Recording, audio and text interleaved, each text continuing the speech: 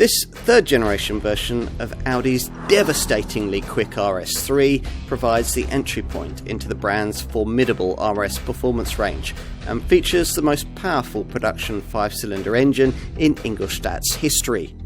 The big change this time round is the addition of a new torque vectoring rear differential, which, along with a vast engineering upgrade, has transformed the immersive feel of this car at speed. Plus, there's more technology, smarter looks, and a more sophisticated interior.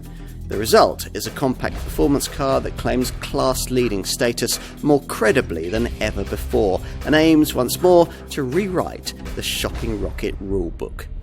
There's something old here, the glorious 2.5-litre 5-cylinder engine that's always characterised RS3 models, here putting out a prodigious 400 PS.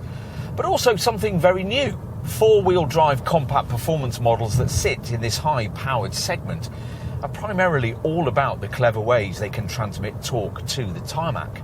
Over the last few years, rivals to this Audi have come up with all kinds of sophisticated solutions here, usually based around the transfer of rear axle torque between the back wheels, a system that Ingolstadt has at last decided to emulate for this third generation RS3. This comes courtesy of a clever new torque vectoring rear differential, which works with an electromechanical multi-plate clutch and allows for up to 100% of possible torque to be directed to the wheel at the outside of any given bend, which in turn reduces the cornering radius, eliminates understeer, and makes the car noticeably more agile. There's also a selectable drift mode. Audi calls it the RS Torque Rear setting, which allows opposite lock tyre smoking slides on circuits and closed roads. In short, the story here is that for once we've got an RS3 model that isn't just all about ultimate grip, and an RS3 that really could be called fun.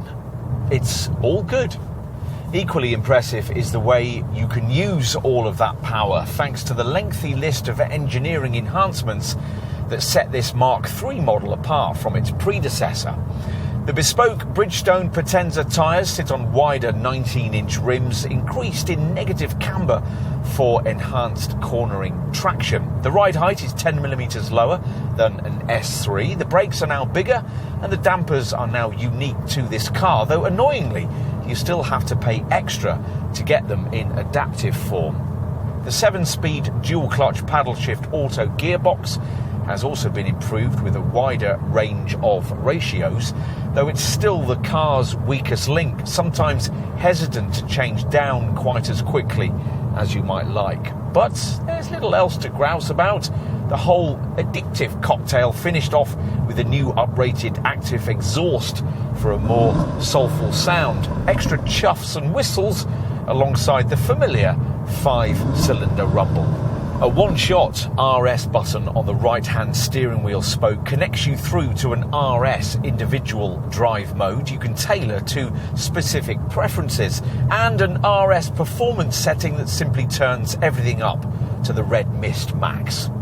There's also launch control, which you'll need to replicate the claimed 3.8 second 0 to 62 mile an hour sprint time en route to a top speed that'll flatline at 180 miles an hour if you tick the right option box. Tweaks to the software mapping have released another 20 newton meters of torque. There's now 500 of it, and the power comes in earlier and stays for longer.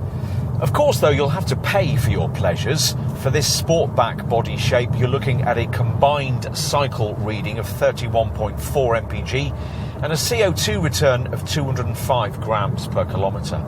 For the saloon RS3 variant, it's slightly better, 31.7 miles per gallon and 202 grams per kilometre.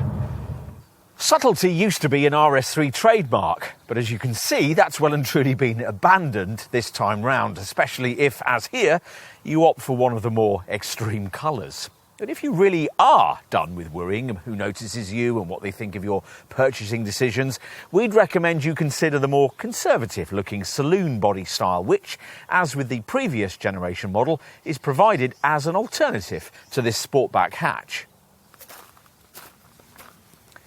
Either way, in profile, the cognoscenti will identify this Audi as an RS3 by its lower ride height, 10mm closer to the ground than the S3 and a full 25mm lower than an ordinary A3, and of course by the various RS body styling touches. The front end is where this ultimate A3 really stands out from its stablemates, though. This redesigned glossy black version of the single frame front grille with its honeycomb mesh is apparently needed to cool the larger 5-cylinder engine that lies beyond. And it's flanked by these huge lower corner cutouts, which aim to make the car look more aggressive and emphasise its wider front track. It's an angrier look that'll certainly be ideal for clearing the motorway fast lane as you bear down upon commuting dawdlers. At the back, Audi experts will quickly spot the vertically running struts of the distinctive rear diffuser, which at either corner swaps the twin exhausts of the S3 for huge, oval, elliptic single tailpipes. So, an evolved exterior, but what's it like inside?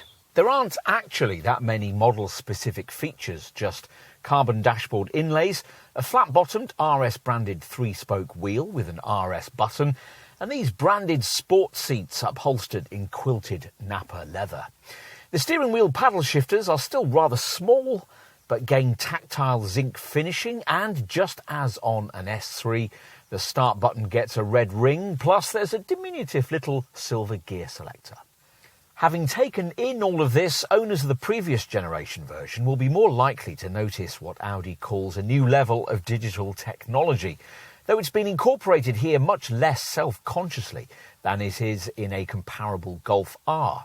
As is Audi's current style, black panel tech dominates with hidden screens you don't notice until you fire the engine, at which point the 10.1-inch MMI centre screen and this 12.3-inch virtual cockpit instrument binnacle display both spring into life, both featuring RS3 specific touches.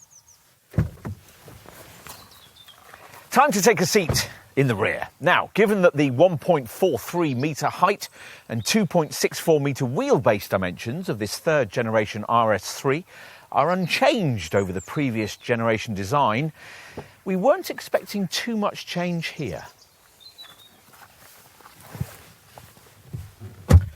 And sure enough, as with most cars in this segment, it's not particularly spacious in the back. Still, a pair of modestly proportioned adults would enjoy reasonable comfort, helped by a small 3mm increase in elbow room this time round. And what's on offer here is directly comparable to what you get in the two rival models we've been mentioning, the Golf R and the Mercedes-AMG A45. Boot space falls over an ordinary Quattro A3 or S3, the usual 325-litre capacity, falling to just 282 in this RS3 Sportback model. It's 321 litres with the RS3 Saloon. Push the rear bench fully flat and you'll have up to 1,104 litres of room to play with. And in summary, well, finally, we can recommend the RS3 without any caveats. Well, almost anyway. We wish it was more affordable. The adaptive damping system should be standard. The S-Tronic gearbox is occasionally a bit of a weak link. It'll certainly be pricey to run, and the angrier looks won't endear it to introverted folk. But it's now a super hatch not only for the Autobahn and the morning commute, but one with everything required to make your heart beat just a little faster. Enjoy it while you can.